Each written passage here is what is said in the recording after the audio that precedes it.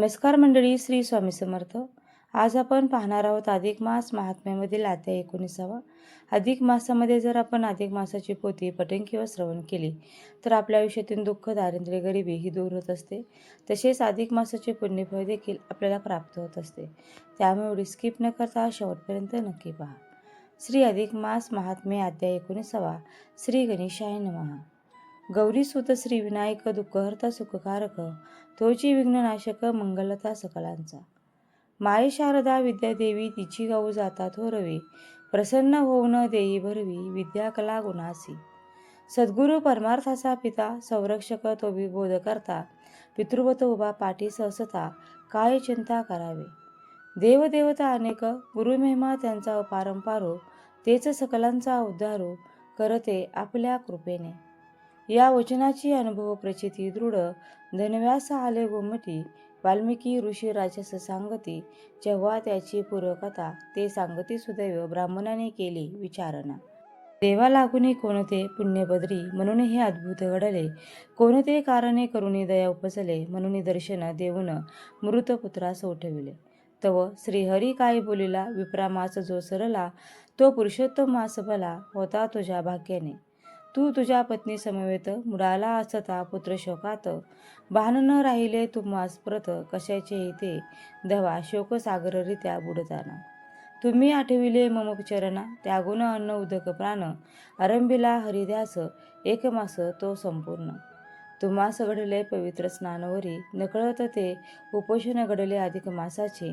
या अधिक मासाची हीच ख्याती, या मासे पुण्यकर्मे घडते, त्याचे फळ मनुजा हाती येते. कित्येक पटीने 3 वर्षांनी एकदाच येतेसे हा मास प्रिय मजसे. माझेच पुरुषोत्तम नाम खासे, दिले असे मी याला, जया या पुरुषोत्तम मासाला. 1 दिवसाचा उपवास घडतो, तो मनुष्य प्राणी जात असे अतिवैकुंठा. तुम्हा तर संपूर्ण मासाचे पुण्य स्नान उपोषणाचे, अनेक माझ्या अनुसंधानाचे पदरी पुण्य लाभले. त्यामुळे होऊन संतुष्ट आलो दर्शन देण्याप्रत, पुत्रही तव जिवंत केला असे फिरवून. ऐकून त्या हरिवचन आश्चर्य वाटे सुदैव म्हणा, तो करीतसे विचारणा, महात्म्य अधिक मासाचे तेव्हा. सांगती मधुसूदन पुण्यशीला हा मास जाण, ये मासीचे व्रताचरण प्राप्त पदली तसे. मनुष्य जन्मासी येऊन जेन करती व्रताचरण, अभागी ते जाणावे जन, उपजत कर्म करंटे. या मासीचे ते व्रताचरण, जे दुर्दैवी न करती जाण, ते अभागी आन ही भोगती, दुःख दारिद्र्य क्षणात. इतके सांगून श्रीपती अंतर्धाना ते जरी पावती, आठवून ती त्यांची मूर्ती ब्राह्मण करी वंदन मनोमनी. म्हणेवा अधिक माझा तो थोर रे, जगी खासा पुण्यदाता तोच मानसा, असे अपार पुण्यमये जाणतेपणी. मज हातून घडले स्नान हरिचिंतन, त्याने तू प्रसन्न होऊन पुत्र दिला मज लागे. पुत्र जन्म होऊन अधिक पुन्हा, जन्माचे त्याच्या सुख मिळता, उजळले माझे मुख समाधानाने. ते दबा नकळत हातून घडले व्रत, तेने तोषला तो भगवंत. पुत्र केला माझा जिवंत, धन्य धन्य तू माझा व्हावया. पतितांचा उद्धार तुझी उपासना ठरे थोर, याचा अनुभव माझ्यासमोर आला असे प्रत्यय. ऐसी मलमासाची स्तुती करुणी, सुदैव करी त्याचे पालन, श्रद्धाभाव मनी ठेवून येता 3 वर्षाने. सुदैव गौतमी आणि कुमार, अधिकाशी व्रताचरण सुंदर, स्नानदान जप निरंतर, करीती भक्तिभावाने. त्यांची ते ईश्वर उपासना, सुखी ठेवी त्यांना जीवना. शोक दुःख दारिद्र्य हरणा, ठरला उपाय तो श्रेष्ठ. हरिभक्ताचा छंद मनाला, सुदैव ब्राह्मणी लागला. तो करी नित्य मानस पूजेला, जे का श्रेष्ठ पूजने. नारायण ऋषी म्हणती नारदास, सूत म्हणती श्रोते जनास, वाल्मिकी म्हणती दृढ धन्वास. ऐक पुढे काय घडे. आयुष्य सीमा मृत्यू लोकांची संपदा, सुदैव गौतमीची प्राप्ती. उभयंता वैकुंठाची झाली, त्यांना हरिकृपे हरी सानिध्या.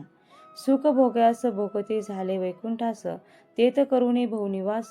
पुन्हा जलमले भूलोकी, पुण्य पदरी त्यांचे अपार. म्हणून सुदैव तो भूमीवर जलमला होऊनी राजकुमार. गौतमी राजकुमारी, वाल्मिकी सांगते राजाप्रती. सुदैव जलमला भूवरती, तो तूच नृपती. राजा या नगरीचा, राजवैभव सुखसंपत्ती. भार्या गौतमी पतिव्रता ते.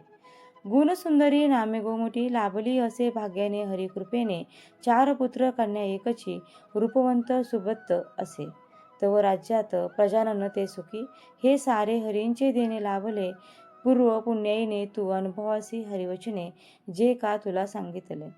हे सारे तुझे भाकित नारायणे कथिले विप्रावत तो वृत्तांत या आधी तुझ प्रत सांगितला मी असे. आणि एक रहस्य एक राणी जागवी तुला शिकवतो गतजन्मीचा पुत्रनेक भेटला पक्षी रूपात त्या वृक्षाच्या फांदीवर बैसुनी तू विहंगवर तुला तेथे पाहिल्यावर करीही तू उपदेशास भोग सत्ता तुझ्या वृत्ती रंगल्या अस्था सुख भोगते तुला झालं रे विस्मृती सुखदात्या देवाची ज्याने दिली हे सुखवैभव त्याचेच विसरलास नाव हाही मायेचाच प्रभाव परिपुत्र कळवळा तू गुंतता विषय भागात तुला करावया जागृत पुत्र तुझाच तुझ प्रत बोधिता झाला त्या रूपी तुला पाहुनी शिकार करता दुःख वाटे त्याचे चित्ता विचार करी हाच का पिता गतजन्मीचा पुण्य गतजन्मी जोडीला हरी पुण्य बांधून घेत पदरी भोगले याने वैकुंठपुरी झाला राजा भुलोके या जन्मी सुख भोगिता विसरला तो हरिपंता चालला जन्म त्याचा वृता लागे जागृत कराया पुत्र कर्तव्य त्याने केले जाग जाग तुला बोधिले तू पाहिजे सार्थक केले आता नृपा सागुने तव धरुणे ऋषी चरणा राजा विचारी कोणती साधना करू ते सांग कल्याणा पावया माझे गुरुराया त्या ब्रह्मनारद पुराणाचा दृढ वास केलेल्या बोधाचा अध्याय अधिक मास महात्म्याचा पूर्ण इथे झाला असे. अरुण विनवणी करी खास स्वीकारा प्राकृत रचनेस 19वा अध्याय हरिचरणास प्रेमभावे समर्पितो. इति श्री 19वा अध्याय समाप्त. श्री कृष्ण परमवस्तु. ओम नमो भगवते वासुदेवाय. आता या अध्यायाचा मराठी भावार्थ काय आहे तो देखील आपण जाणून घेऊया. सुदैव ब्राह्मणाची शंका आणि श्रीहरींचे उत्तर. श्री अधिक मास महात्म्य अध्याय 19वा. अधिक मासाचा महिमा. सुदैव ब्राह्मणाने देवाला विचारणा केली की देवा माझ्या पदरी असे कोणते पुण्य होते ज्यामुळे हे अद्भुत घडले कोणत्या कारणाने तुला आमची दया आली आणि तू आम्हाला दर्शन देऊन आमच्या मृत पुत्राला पुन्हा जिवंत केले. तेव्हा श्रीहरींनी त्याला सांगितले की तू तुझ्या पत्नी समवेत पुत्र शोकात बुडाला असताना सतत माझे स्मरण करत राहिलास. या काळात नकळतपणे तुझ्याकडून महिन्यावर पवित्र स्नान आणि उपोषण घडले हे सारे त्याच व्रताचं फळ आहे. या अधिक मासाची हीच ख्याती आहे की या महिन्यात मनुष्याच्या हातून जी काही पुण्यकर्मे घडतात त्याचे कितीतरी पटीने जास्त पुण्य त्याच्या पदरात पडते.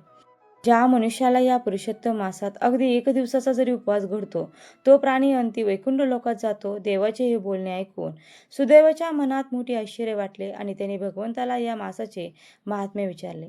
तेव्हा देवाने सांगितले की या मासाचे पुण्य जीवाचे प्राक्तन देखील बदलते. मनुष्य जन्माला येऊन जे कोणी या मासाचे व्रताचरण करत नाही ते अत्यंत अभागी आणि कर्मकरंटे समजावेत. इतके सांगून श्रीपती म्हणजे भगवान विष्णू तिथेच अंतर्धान पावले. त्यानंतर त्या सुदैव ब्राह्मणाने अधिक मासाचे आभार मानले आणि त्याची स्तुती केली. तो ब्राह्मण आपल्या पत्नी व पुत्रासह आपल्या घरी गेला व सुखाने संसार करू लागला. पुढे दर 3 वर्षांनी येणाऱ्या अधिक मासाचे त्या तिघांनीही उत्तम प्रकारे व्रताचरण केले. सुदैव ब्राह्मणाच्या मनाला हरिभक्तीचा छंद लागला आणि तो नित्य देवाची मानसपूजा करू लागला. आयुष्याची मर्यादा संपल्यावर ते दोघेही म्हणजे सुदैव गौतमी वैकुंठ नगरीत गेले. तेथे अनेक वर्ष अपार सुख भोगून ते दोघे पुन्हा भूलोकावर जन्मास आले. तो सुदैव ब्राह्मण या जन्मी राजा झाला तर गौतमी ही त्यांची राणी झाली. वाल्मिकी ऋषी राजाला सांगतात की हे राजा तो पूर्वजन्मीचा सुदैव ब्राह्मण दुसरा कोणी नसून तूच आहेस. ऋषी पुढे म्हणतात राजनाथा आणखी एक रहस्य आहे. तो जो तुला रानात पक्षी रूपात भेटायला आला होता आणि जो तुला जागवत होता तो दुसरा कोणी नसून तुझा गतजन्मीचा पुत्र शुक होता. राजा तुझ्या भोगसुक्त झालेल्या वृत्त सुखभोगात दंग झालेले तुझे मन आणि तुला झालेली देवाची विस्मृती पाहून तुझा तो पुत्र कळवळा म्हणूनच त्याने शुक रूपात येऊन तुला जागे केले आहे. पुत्राचे हे कर्तव्य ऐकल्यावर राजाने अत्यंत व्याकुळ होऊन ऋषीचे चरण धरले आणि विचारले, हे गुरुराया, आता माझ्या आत्मकल्याणासाठी मी कोणती साधना आणि उपासना करू ते मला सांगा. येथे ब्रह्मनारद पुराणातील राजा दृढधन्वाला केलेल्या बोधाचा अधिक मास महात्म्याचा 19वा अध्याय पूर्ण होतो. श्रीकृष्ण परमोस्तु. तुम्हाला जर हा अध्याय आवडला असेल तर व्हिडिओला नक्की लाईक करा, चॅनलला सबस्क्राईब करा आणि आपल्या मित्रपरिवारासोबत जास्तीत जास्त व्हिडिओ शेअर करा. व्हिडिओ शेवटपर्यंत पाहिल्याबद्दल अगदी मनापासून तुमची खूप खूप आभारी आहे. धन्यवाद. श्री स्वामी समर्थ. जय जय स्वामी समर्थ. रामकृष्ण हरी. जय जय रामकृष्ण हरी. ओम नमो भगवते वासुदेवाय.